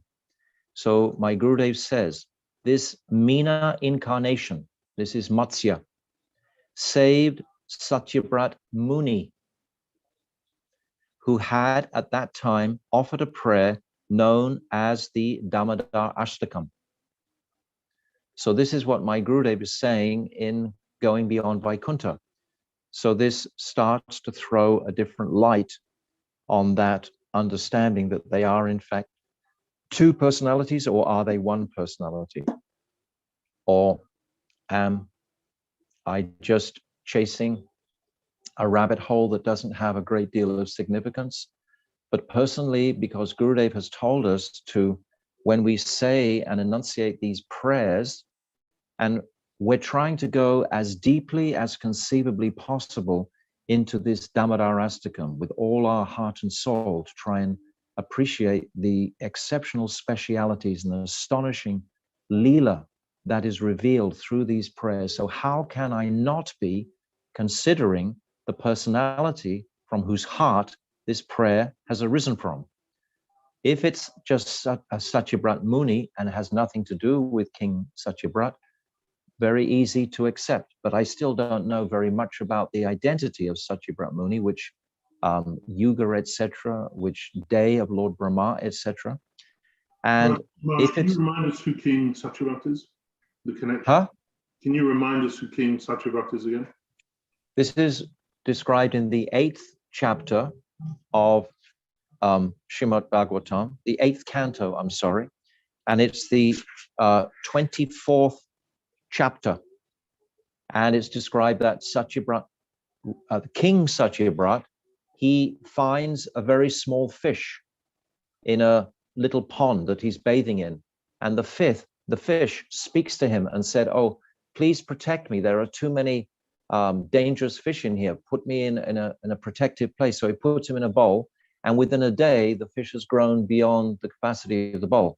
So he has to transfer him to a well, and then he immediately grows extensively. Then he has to transfer him from the well. Finally, he puts him in the ocean, and then this is manifesting the Matsya avatar, and he's directed to collect all of these species and plants, etc., and to build a boat, and that the inundation, it's a partial inundation in the middle of Lord Brahma's day. It's actually described that Lord Brahma has a nap in the middle of the day, and during that nap, there's an inundation.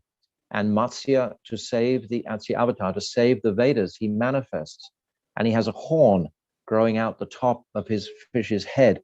And with that horn, Vasuki, the snake, great snake personality, wraps himself around the horn of Matsya avatar and the other end to the boat of Satyabrat, King Satyabrat, and then pulls him through the waters, the huge waters of the devastation with his cargo of species and animals, etc. And Gurudev seems to imply that at that time, Satyabrat Muni had this Damodar Astakam revealed in his heart through the medium of Matsya avatar. But Madhav Maharaj had said, no, this is not the fact. So I've written to Madhav Maharaj, asked for reconciliation on this, but I'm just throwing it out to all of you. If anyone, this is the advantage of this. Madhav Maharaj say that Satyabhat Muni existed? He hasn't responded. He said that Satyabhat Muni and King Satyabhat are two different personalities. And if we consider him the same personality, we can understand a little bit more about his character and personality in relationship to that Matsya avatar pastime. But if it's not the same personality, then we're just left with a blank on what was his history. So that was what I was trying to discover, which I tried to discover last Kartik also, and didn't reach a conclusion. So no, I can see why you want to, because it's all about, it goes to the core of any ashtakam or any bhajan we worship. We want to know who it's come from. Yes, because exactly. Like when we sing the Guru Vastakam, every single morning, our meditation actually is on the last verse, which is coming from the heart of Srila Vishwanath Chakravarti Thakur, with a benediction that anyone who chants this during the Brahma Muhurta hour is surely going to attain realization of Vrindavan Dham. So similarly with this beautiful prayer, where is this prayer taking us? It's taking us to darshan of Sri Radhika. It's taking us from Aishwarya mood of the first line. It's bringing us right the way through all the different leelas in Vrindavan. Now today, we're in the third verse, and it's going to be describing many, many different leelas. So I said the other time when we were reading, this is called Swarasiki Upasana, when many leelas are tumbling simultaneously into the heart of the sadhak, in differentiation to the previous verse, which was Mantra Mayi Upasana, when it's just a single leela, which is the Damodar leela. So now we've reached this page 66, and I'm just going to read through here. So I hope nobody's confused about the identity of Satyabhat Muni. I mean, obviously he's an inconceivably great personality.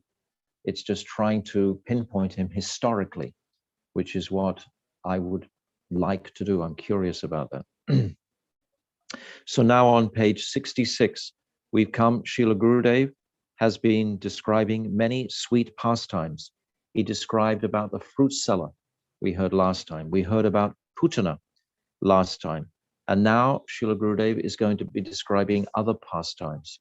So Gurudev is describing what kind of bhakti can control Krishna, can control him. The four Kumaras, Dhruva Maharaj, Prahlad Maharaj, and Sri Narad, Sri Uddhav, and the Yadavas, as well as many others, all have some form of bhakti, but their bhakti can never control him.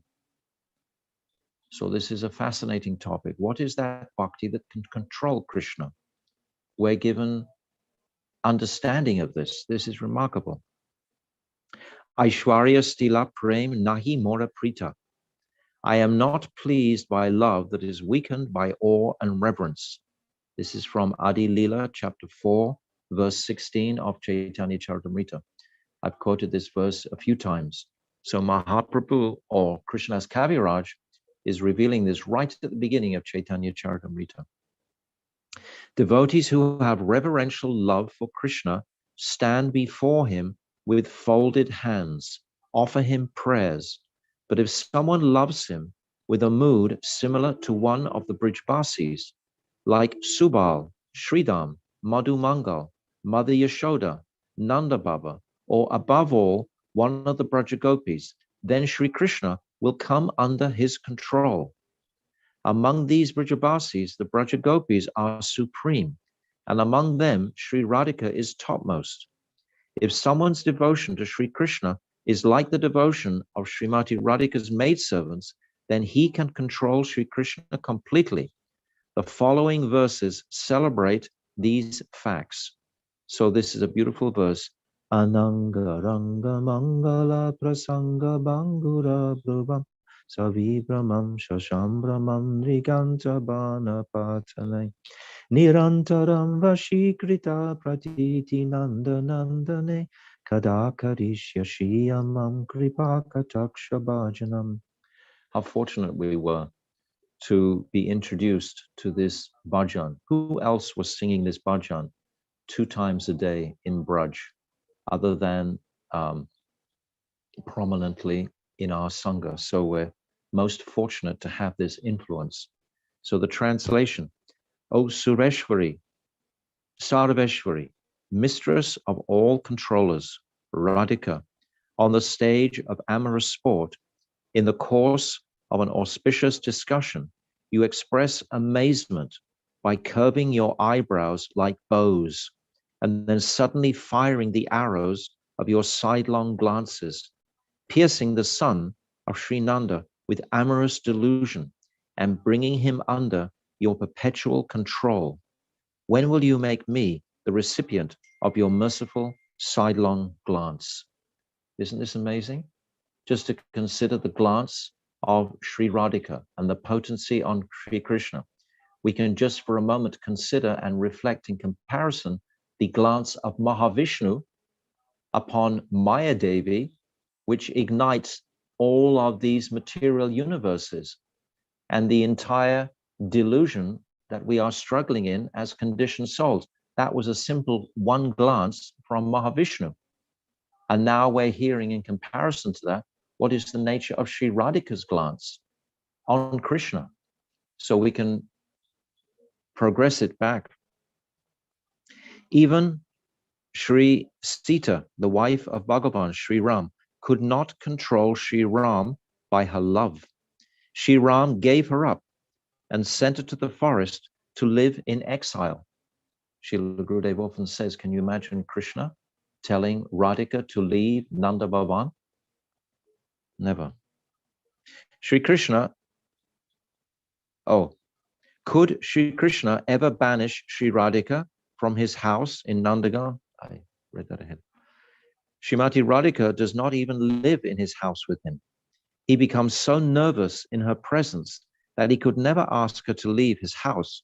What to speak of banishing her from it forever? The reason he becomes so nervous around her is because he is always impassioned with love for her. Very interesting. Krishna is nervous around Sri Radhika. When she instructs him in the various arts, such as dancing, he fears he may make some mistake. There's a beautiful quote here. Priya ko machavat shikavati priya prai man guman lukuti liya tari dropat kunja bihari. While instructing her beloved, Jai Ho, Hare Krishna, Dhanivas, Haribol, Haribol, Haribol, Haribol. My neighbor just came in. While instructing her beloved in the art of dancing, Sri Radhika watches him with a cane in her hand, ready to chastise him. Her cane is her sulky, contrary mood, which causes Sri Kunja Bihari to fear making any mistake. How beautiful. When Sri Radhika spontaneously becomes inflamed with man, jealous anger, either with or without a cause, Sri Krishna prays, Smargarala Kandanam, Mama Sirasi Mandaram, Dehi Padapalabam Udaram. Jaidev Goswami, he could not write this verse. Krishna himself had to come and write this verse. Jaidev Goswami was such an acclaimed Rasik poet in the 11th, 12th century. And yet he couldn't write this. Why? Because Sachinandan Gaurahari had not yet manifested and opened the box to describe the nature of Parakya Ras. This is why only when Mahaprabhu advents is this treasure house of the descriptions of Parakya Bhav fully opened, where we are able to accept this as a part of the nature of Goloka Vrindavan. Previously, we couldn't have accepted this before Mahaprabhu. The South Indian Vaishnava Brahmanas, Ramanuja, etc., Madhvacharya, they could never accept this conception of Parakya Bhav. This is only by the mercy of Chaitanya Mahaprabhu. And how extraordinary that we, such fallen souls in Kali Yuga, should have connection with this remarkable appreciation of Krishna's relationship with the gopis in Parakya, not in wedded, not in Swakya Bhav. So this is remarkable for us to just appreciate and consider our immense fortune. So this verse I've just read from Gita Govinda, it translates as, "Oh my beloved, Cupid's powerful poison is devastating me. Please be merciful to me and place upon my head the cooling, tender petals of your lotus feet." Jayadev Goswami could not conceive that he couldn't write this. This verse, my Gurudev describes, came into his mind. And he thought about it, that Krishna is going to submit to a request for the lotus petal-like feet of Sri Radhika on his head. No, I cannot write this. And then he left to take his bath. And then almost immediately he returned. And Padmavati, his wife, said, "Oh, you've come back quickly." And he said, "Yes, bring me my book." She brought him his book, Gita Govinda, and he wrote this line in beautiful writing. And when Jayadev Goswami finally returns, he's just astonished when he sees this line has been written by Krishna himself. So understand the purport of all this, what we're discussing. What to speak of bowing at the lotus feet of Sarveshwari Sri Radha, Sri Krishna falls at the feet of Sri Rupa Manjari and Sri Rati Manjari, her maidservants, when on their Swamini's order, they forbid him to enter Sri Radha's Kunj. He begs them for permission to enter, pleads with them and flatters them just to pacify them. Just see the position of Sri Radha's maidservants. Our worshipable Sri Raghunath Das Goswami says, "Padayas tava vina vara dasyam eva, nanyat kadapi samye kila devi yacha, sakyaye te mam namaste namaste nityam, dasya te man rasostu satyam."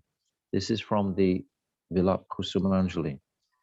This is the translation. "O Goddess, you are capable of bestowing all benedictions, but I do not want anything other than service to your lotus feet. I offer my obeisances forever, to Sakya, the mood of friendship, that the essence of my life, the real essence of my life, is Dasya, the mood of service." Looking for service to the maidservants of Sri Radhika. These are really esoteric, confidential pastimes that we're just speaking publicly on a Zoom program in the deep darkness of Kali Yuga. It is unprecedented that we should actually have this privilege to hear this. And for some of us, we will all receive this appreciation in different ways according to our adhikar, our particular stages of development in our practices, etc. And we will all be able to appreciate in some, but more than ever, I think all of us will appreciate the immense sweetness that is our goal to immerse ourselves in more and more and more. This is our sadhya. This is the goal of our lives. I'm continuing reading. Sri Prabodhananda Saraswati's eternal identity in Sri Krishna's pastimes is Tunga Vidya Sakhi, one of Sri Radha's 8 principal Sakhis. but he is also praying to attain the position of being Sri Radha's maidservant. Yat kinkari shubhahusa kaluka kuvani nityam parasya purushasya shikanda mule tasya kadara sanidir vishabhanu jayas tat keli kunja pavanangani barjanishyam. This is from Sri Radha Sudanidhi, text 8. O daughter of Vrishabhanu Maharaj, ocean of rasa, that beautiful boy who wears a graceful tilting peacock feather in his hair is actually the original personality of Godhead. Still, he is always falling at the feet of your maidservants and pitifully begging them with many humble words to gain entrance into your kunj, where the two of you engage in your playful, loving pastimes. My life would be successful if I could even be one stick in the broom your maidservants use to clean your delightful kunj. I think it's quite uncanny that we've been discussing these similar topics in our Parikrama Katha. They're all revolving around this same dichotomy, we can say, between the distinction between Aishwarya and Madhurya. How can we appreciate this more fully? So many pastimes we've heard and appreciated this distinction when Krishna is in a mood of Aishwarya in Mathura, and when he's in this Brajendranandan Shyam Sundar mood in Braj. We've heard so many aspects of this, like when we went to Akruragat and Krishna goes to Mathura, and Krishna never leaves Vrindavan. Vrindavanam pratyaja mam ekam nagachati. He never steps a single foot outside of Vrindavan. So the sadhaks, the devotees, we have to reconcile these things. Don't just leave them dangling.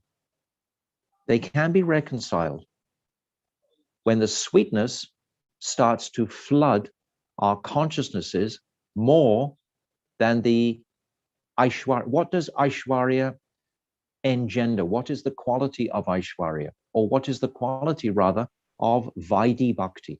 It's fear. Fear is the principal driving current. I'm fearful of death. I'm fearful of so many different things. Whereas in Rag-marg, there's no fear. And the only qualification for Rag-marg is greed. This is the only qualification. Unfettered greed. Krishna bhakti rasabhavitamati kriyatam yadita labhyate. Tatra lolyam api mulyam janmata.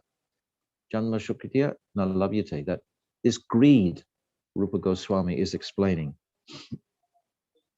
Krishna rises when the gopis order him to rise, and he sits when they order him to sit.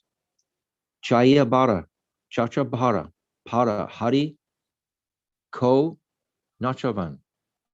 This is from one song. Just see the glories of these ladies of Braj. They make Sri Hari dance for a mere palmful of buttermilk. No other kind of bhakti has the power to control Krishna in this way. Mother Yashoda may tell Krishna, today, Kanaya, do not take the cows to graze in the forest. It is your birthday. But he will not follow her order. He will eagerly go out to graze the cows. What is in the forest that attracts him so much? Within the forest, he can meet the young Brajagopis and play freely with them, especially with Sri Radha.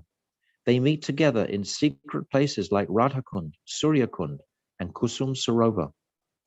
The amorous love that the young Brajagopis have for Sri Krishna is greater even than parental love for him. In fact, their love includes all the qualities of parental affection. Therefore, playing with the gopas or grazing his cows is not the primary reason he takes the cows into the forest every day. The main reason he enters the forest is to play with his dearmost gopis.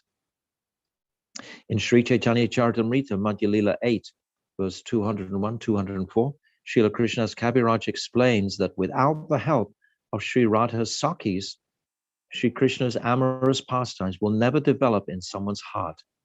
Radha Krishnera Lila Ai Ati Gudhatara Dasya Vatsalyadi Bhave Na Hoi Gochara. Shri Radha and Krishna's pastimes in the groves of Vrindavan are extremely confidential. Such pastimes are beyond the grasp of anyone in the mood of Krishna's affectionate servant, friend, or parent. I was sharing with these Bhakti Zooms some weeks ago, maybe a month or so ago, about some excerpts from the Vidagdha Madhav, where it's really brought out how expert are Lalita and Vishaka on making the arrangements for the meeting between Radha and Krishna. It's very complex to actually draw these two lovers together, especially in the initial stages. Krishna's not even sure how much Radhika loves her, and Radhika is definitely not convinced of how much Krishna loves her. And they go through tremendous dramas in order just for Krishna just to touch the hem of Sri Radhika's veil. And it's all arranged by Lalita and Vishaka so expertly. Even Madhumangal and Subal, they also help and assist these Priyanam Sakis. They also can help in arranging for these pastimes. So this is the future for the dedicated sadhak who wants to take pastimes, wants to take part in the pastimes in Vrindavan, is to appreciate how can I also assist one day in one lifetime in arranging for the meetings. This is described in the 6th verse of our Guru Vastakam. We sing every day, Nikunja Yuna Radhikali Siva. What is Gurudev doing? He is assisting in the meetings between Radha and Krishna.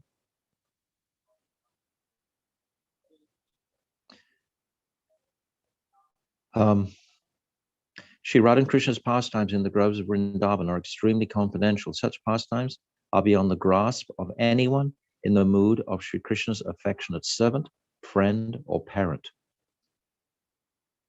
My Gurudev spoke so extensively on the distinction between the different rasas and the distinction between the different places of Krishna's pastimes, etc. The distinctions of prem, for example. There is Vaikuntha prem, there is Mathura prem, there is Dwarka prem, there is Vraja prem. They are all prem. They are all in the category of prem.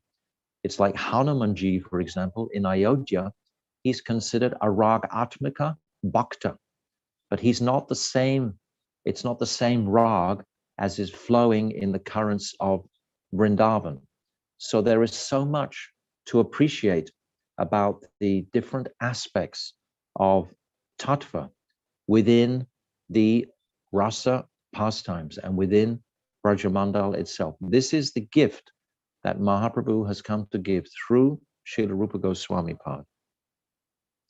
Only the damsels of Braj are qualified to see these secret pastimes, and only they can make them expand. Saki vina e lila pushta nahi hoy, Saki lila vistare, Saki ashvadai. Only the Sakis are qualified to nourish these secret pastimes, and they take great pleasure in making them expand. Saki vina e liai anyera nahi gati, Saki bhave ye tanre kari anugati. Radha Krishna kunja seva sadhya se pai, se sadhya pai ara, nahika upaya. No one can see or participate in these pastimes without the help of the young Brajagopis. Only those fortunate souls who follow in their footsteps by adopting their exalted mood of amorous love for Sri Krishna will attain the ultimate goal of directly serving Sri Radha and Krishna in the kunjas of Vrindavan. There is no other way to obtain this. So I think I'm going to stop here, if that's okay with Yashoda Prabhu. We haven't completed the 3rd chapter yet. There's still some very beautiful pastimes. I think the principal takeaway again and again and again is this remarkable distinction between Aishwarya and Madhurya, getting to really appreciate it from all different facets. And we even touched on it during our Parikrama of Narad Rishi and Naradiya. when we came to Narada Kund. So it was the same topic again. So somehow Krishna is arranging this topic to become prominent for us to hear about, to think about. Krishna is controlling our kata. He's leading us on this parikrama. Gurudev is leading us on this parikrama. We are being inspired by Srila Gurudev, by his teachings, by his words, by his memories, by the memories of the parikramas that he's taken us on, by the moods that he tried to impress within us. So he is arranging for these topics to come up as we walk through this month of Kartik. So I'm going to stop here, and this is page 70, and we can pick this up again day after tomorrow. Tomorrow we discuss Gaur-Kishore Das Babaji, and we discuss Dvaita Madhav Maharaj. And dear most Bhaktivedanta Nemi Maharaj is going to tell us the glories of Bhakti Dvaita Madhav Maharaj, and I'll speak something of the glories of Gaur-Kishore Das Babaji. So we may even have time tomorrow to come back to this Damodar Astakam again. We only have these two presentations, unless Yashoda arranges for more, but I think at the moment there's only two. So even tomorrow we can come back to this Damodar Astakam, which is so thick and loaded with exceptional, extraordinary, astonishing truths for our meditation. So Damodar Astakam ki jai, Vanchakalpatarubhyascha, Kripa Sindhavevacha, Patitanam Pavnivyo Vaishnavebhyo Namaha. So that brings to a close day 25 of our morning program. A big thank you for such consistently relishable and deep kata from both Sripad Bhaktivedanta Nemi Maharaj and Srila Bhaktivedanta Chaitanya Maharaj. I'd also like to extend my thanks to various sevaks who've made the program possible for the whole month to run pretty smoothly, to Tarun, who's emceeing and restreaming, to Manjulali, who's been doing a lot of work in the background, to Madhuri Devi Dasi, who's ensured that all our speakers are on time, making sure, nudging them a day in advance that they're going to be on schedule, to Manini Radha for taking hold of the evening program, to all our kirtaniers. We have Lavanga coming to make her first offering. Very excited to hear your kirtan ditty. To all our kirtaniers, such a range of kirtaniers, wonderful. And yeah, a big thank you to everybody. Beautiful. So tomorrow is the beginning, the first day of Bhima Panch. Is it Bhima Panchami or Panchami Bhima? No, Bhima Panchami, right? Bhima Panchaka. Panchaka. Oh, Panchaka. Bhima Panchaka. Oh, Bhishma, not Bhima. No, Bhishma. Ah, Bhishma. Oh, I got the whole story wrong. I just checked that. I checked that. Basically, if you take vows, Bhishma. Bhishma. Okay. Bhishma. These final 5 days, if you adhere to a vow in the final 5 days, it counts as the whole of Chaturmasya, apparently, right? Yes. Yeah. All right, beautiful. Vanchakalpatarubhyascha, Kripa Sindhavevacha, Patitanam Pavanabhyo Vaishnavabhyo Namo Namaha. Okay, Lavanga Didi, welcome to your kirtan. I will unmute you and take us away. What are you going to offer us or offer the Lord? Hare Krishna. Haribol. Please accept my Dandavat pranams to the Maharajas and to all the devotees. Ollie and I are going to endeavor to sing the Maha Mantra. Great. Haribol, Ollie. Dandavat. Haribol, Dandavat. Hare Krishna.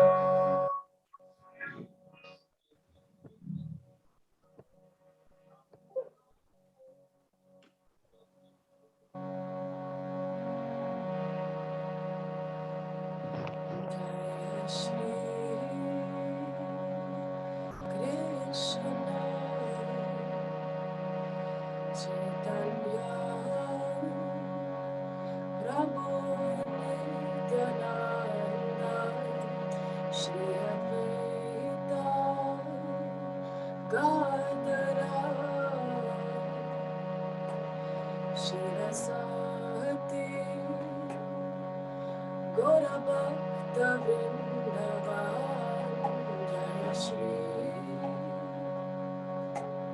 Krishna Chaitanya Prabhu Nityananda Shri Advaita Gadadhar Shirasati Gora Bhakta Vrindavan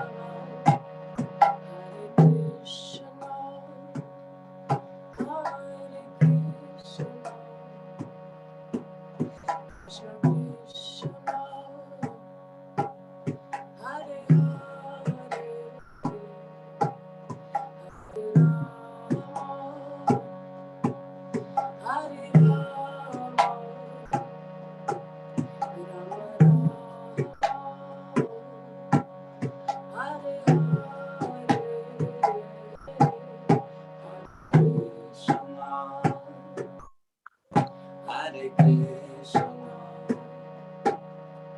Krishna Krishna Hare Hare Hare Rama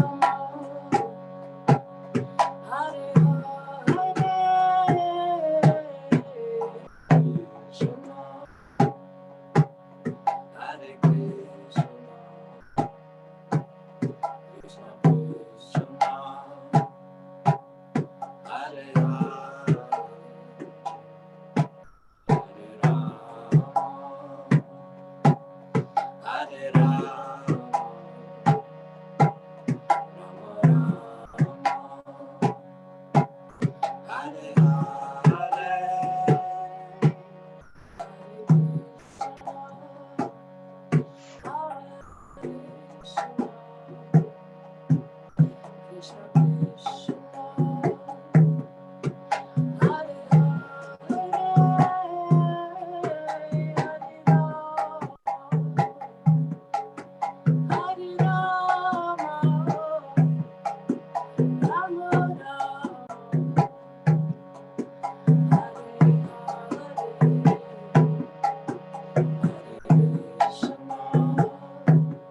Hare Hare Krishna Krishna Krishna Hare Hare Hare Rama Hare Rama Rama Rama Hare Hare Krishna Krishna Hare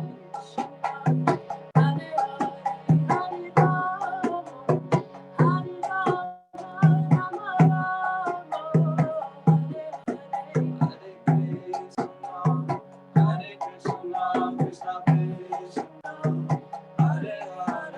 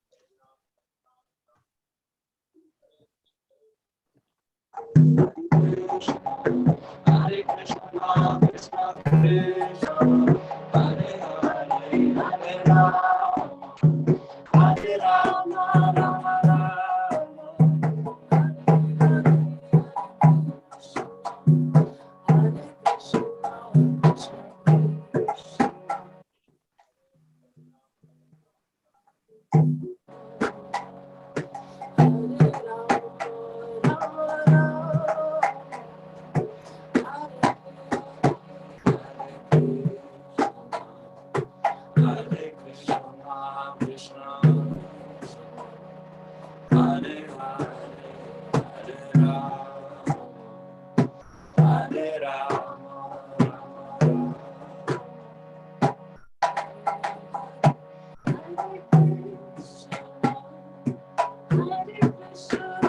Krishna, Krishna,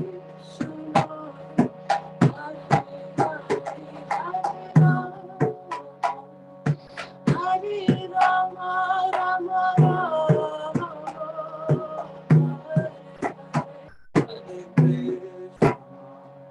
Hare Krishna, Krishna Krishna, Hare Hare, Hare Rama, Hare Rama, Rama Rama, Hare Hare,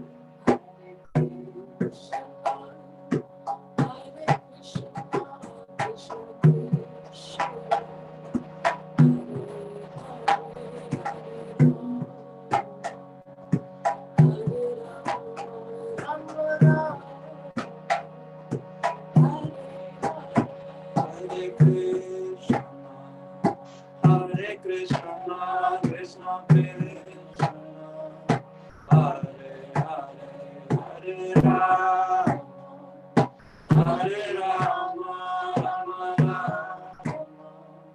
Hare Hare.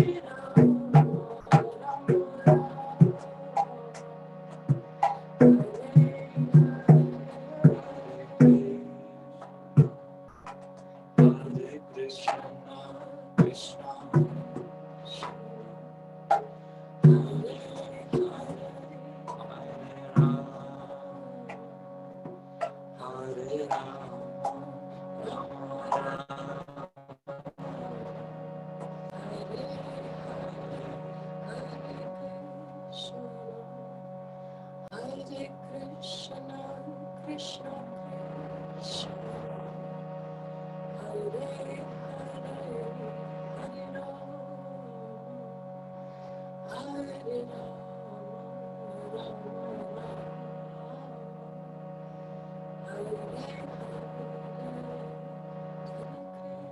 Krishna, Hare Krishna, Krishna Krishna, Hare Hare, Hare Rama, Hare Rama, Rama Rama,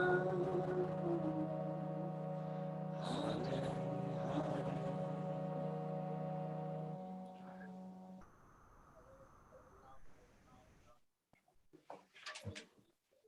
Thank you so much, Lavanga and Ollie. That was lovely. I didn't know you were joining in, Ollie. That's wonderful. 2 for the price of 1. Beautiful. You make a nice kirtan duo. Very beautiful. Thank you. Haribol, Hare Krishna. Haribol. Thank you so much. I'm gonna let everybody unmute themselves now, and please feel free to socialize. Sorry.